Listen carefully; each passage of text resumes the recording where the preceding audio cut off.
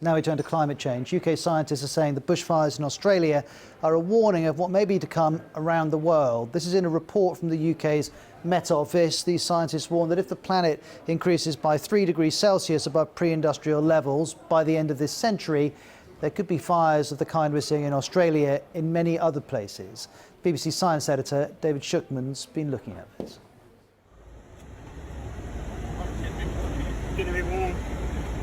Day after day, fire crews brave the front lines in a crisis that's still escalating. Many of the blazes are out of control and beyond anyone's experience. It's the worst I've seen in 21 years. This is honestly the worst I've seen, the most I've actually been out. Makes it very hard, especially when you've got family and commitments and all the rest of it. In a town in Victoria, a ghostly scene. Cars burnt and grey with ash. Fires are a natural feature of Australia, but record heat has made them more severe than usual, something that had been predicted. Climate scientists knew this was going to happen at some point, whether it was now or 10 years from now. We were going to get this perfect storm, and it was going to be pretty horrible. We dodged a bullet a couple of years ago when we had a hot summer then, but it was eventually going to transpire. And this seems to be part of a pattern. A new study of wildfires around the world, from the Amazon rainforest to California, says human activity is raising temperatures and adding to the threat, including in Europe and many other regions. This was Spain last year. The scientists involved in the research say the key now is to cut emissions of the gases that are heating the planet. In terms of the urgency, it's getting worse all the time. So the sooner we can rein in emissions, the sooner we can slow the increase in warming and increase climate change impacts. And I've been talking to David. Climate science, like many branches of science, advances in relatively small steps, and often you may feel you've heard this before, but there are little nuances and changes. So what they've done with this study is review all recent research into wildfires.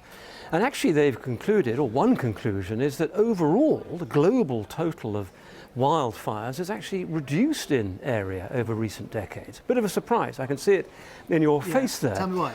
One reason, probably the main reason, is that more and more natural grassland, natural forest has been hacked away and converted into farmland.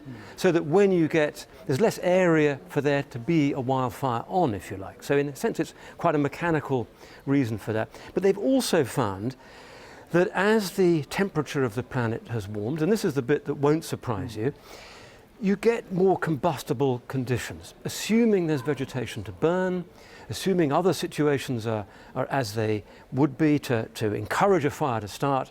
If it's hotter and if it's drier, which you're going to get with global warming, then a fire becomes more likely. I was talking to someone. You're still not No, surprised. I'm processing it all. Yeah. No, I'm interested. And I was speaking to a colleague from the BBC Audiences team last week, and they were saying the amount of interest in Australia is extraordinary, exceeding almost any other story in the world at the moment. I'm wondering if people in the climate science world have noticed that the world is perhaps tuning in a way that it hasn't always done previously. I think they are. I mean, there you have a Western advanced democracy apparently living in quite fragile conditions. I mean, if you think about much of the Australian dream is to live in a suburban house, perhaps in woodland, you know, on the edge of a city, in stunning scenery.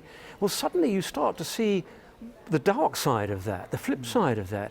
And I think what this new study does, and actually a lot of this recent research, emphasizes the absolute critical importance of preparing as well you can for the kinds of conditions that are going to become more likely in future. In other words, more emphasis, if you can, on creating fire breaks. Now, there's a long, difficult backstory there in Australia, but the more that can be done, the more citizens can be prepared to evacuate. All of those kinds of things, roads can be cleared, will adapt the population to what could be a new situation. But the climate scientists are very clear that they've looked at wildfires around the world. Each situation is slightly different, but one thread unites them all, which is hotter, drier conditions, I'm saying it again, make fires more likely. Well, more than 100 fires are still burning across Australia. This is what some of them look like from up above. This is the state of New South Wales, and you can see the volume of smoke. Now, we've talked many times about how that smoke is affecting life in cities like Sydney and Canberra, but it's affecting Melbourne too as well. Have a look at some of these pictures. This is the city blanketed in smoke. The air quality has been described as hazardous. We know lots of people have been choosing to wear face masks, as you can see in this footage. The smoke's also disrupted the qualifying stages of the Melbourne Open, the Australian Open tennis tournament. One player collapsed and complained of breathing difficulties, and as you can see, she had to be helped off court. The smoke also isn't just affecting Australia. We know it's reached South America last week, and this graphic from NASA, using NASA data, shows that in fact the smoke is completing a full circuit of the globe. Now, the Australian media is an important part of the bushfire story. Rupert Murdoch's News Corp dominates the media landscape in Australia. It publishes more than 140 newspapers, employs around 3,000 journalists across print, broadcast and online. And critics say Mr Murdoch's newspapers and TV networks have continued to publish stories and opinion pieces that dismiss widely accepted science about climate change, which makes this story in the Daily Beast worthy of note. Rupert Murdoch's son, James Murdoch, sits on the News Corp board. A spokesperson for him and his wife, Catherine, say their views on climate are well established and their frustration with some of News Corp and Fox coverage of the topic is also well known. They are particularly disappointed with the ongoing denial among the news outlets in Australia, given obvious evidence to the contrary. So strong stuff, and there are different examples that we could highlight.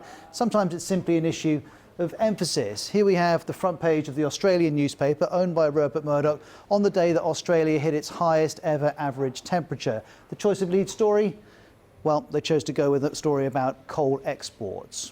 Other times things are more explicit. We know that across the last 100 years, Australia's climate has been getting warmer and warmer, particularly in the last 25. This is data from the Bureau of Meteorology there. And meteorologists are telling us that hotter, drier climate increases the risk of bushfire seasons being longer and more intense. And you'll find examples of the Murdoch media questioning that. So here is a quote from one columnist, News Corp columnist Chris Kenny, writing in the Australian newspaper, "Hysterical efforts to blame the fires on climate change continue, even though we've always faced this threat and always will." And here's another News Corp columnist, Andrew Bolt, speaking on his programme on the Murdoch-owned Sky News Australia. The global warming hysteria right now is insane. Once again, I heard not a single voice of doubt on a national broadcaster this morning that actually this drought, no, it's not caused by global warming, nor are the bushfires, nor will it help at all with bushfires to cut our emissions. Instead, we had politicians who should know better. They're out there, they're feeding the fear and the misinformation. Well, the Australian newspapers pushed back at its critics. It tweeted an editorial over the weekend saying, "Our factual account of bushfires, climate change and the remedies, as well as our editorial commentary on these issues, have been willfully and ineptly misinterpreted as climate denial." And that language is familiar. Go back to 2015. Here's a tweet by Rupert Murdoch, who owns The Australian, saying, "A climate change sceptic, not a denier." And he also goes on to talk about alarmist nonsense. Now, describe all this however you choose. What we can be certain of is that, one, commentators seeking to distance the fires and climate change are being given space in the Australian media owned by Rupert Murdoch, and climate scientists are clear in saying the broader pattern of climate change and the weather it brings does increase the risk of extreme fires. Now, the important thing to note here is that whatever conclusions are drawn about the bushfires have political consequences in Australia, not least for its enormous coal industry. The Prime Minister turned to this when speaking to ABC News at the weekend. We are going to continue to evolve our policy in this area to reduce emissions even further, and we're going to do it without a carbon tax, without putting up electricity so if you can do it prices, without a carbon tax and putting up prices, and without shutting down traditional industries upon which regional Australians depend for their very livelihood. They do. That's what I took to the Australian people. Use this?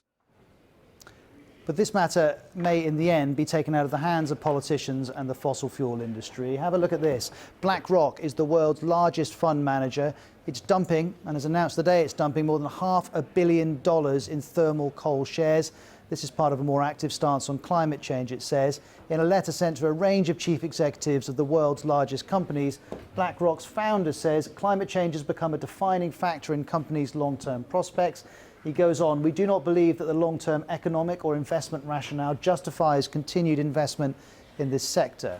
That may be, but for the moment, the coal industry maintains the support of Scott Morrison and his government, and the passionate support of some high-profile Australian commentators on Rupert Murdoch's wage bill.